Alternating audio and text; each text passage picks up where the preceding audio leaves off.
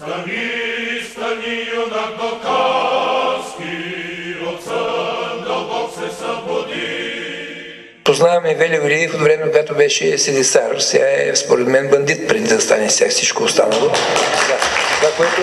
Това, което гледам по телевизията, е потресаващо.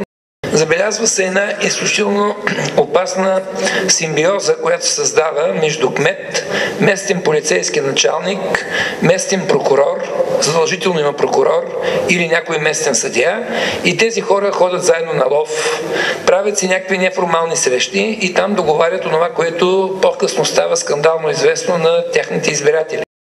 Гражданското общество трябва да се поставя за цел тези избори просто Велю Илиев да не бъде избран за кмет на Петрич, за да може действително да започнат всички неща, които са известни за него, да бъдат проверявани. Това, което чуваме, е чудовищно.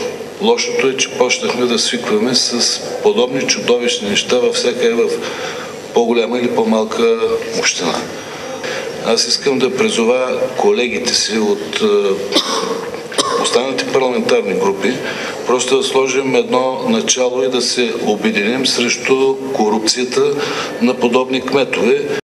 Преди 3 седмици парламентарната група на Патриотичния фронт имаше среща с главния прокурор по други причини, но ние с нашите колеги изрично запитахме него във връзка с вече поставените въпроси и с тези искания, които ги има пред вас, и с предишни, които са пускани до окръжна прокуратура и до главна прокуратура.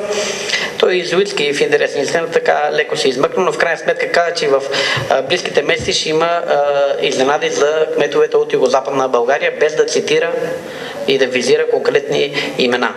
Значи ние трябва да гарантираме, като казвам ние, имам предвид държавата в крайна краща, да гарантира, че институциите си вършат работата, че няма чадърнат никого, и вие давате пример за това. Този натиск, който чрез вас ще се реализира, ние тук нямаме различия с колегите, ще се опитаме и чрез нас ние да окажем такъв натиск над главния прокурор и институциите, натиск не в една или друга посока, натиск да почне да влезе на терен и да си свърши работа.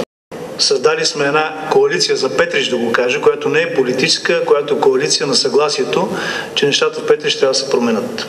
На практика в момента действително присъстваме на нещо уникално. Политическите сили се обединиха в парламент, се обединиха около една кауза. Това е кауза да се пресече корупцията в Петрич.